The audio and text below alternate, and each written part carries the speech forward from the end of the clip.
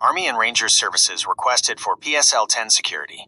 Sports, Pakistan. Latest, Army and Rangers services requested for PSL-10 security. Lahore. Approval has been granted for the deployment of the Army and Rangers for the security of Pakistan Super League, PSL. 10 matches taking place in Lahore, Rawalpindi and Multan.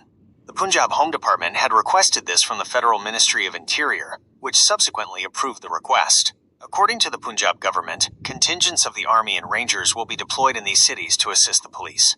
The services of one wing of Rangers and 2 companies of the Army have been requested for each city. The request stated that PSL is a high-profile event featuring international cricketers and match officials, necessitating foolproof security to ensure the safety of players, officials, and staff. Furthermore, comprehensive security arrangements will be implemented in all 3 cities during the matches and for the duration of the team's accommodation and travel. Special Services Group, SSG Commandos, and Army Aviation helicopters will also be deployed for this purpose.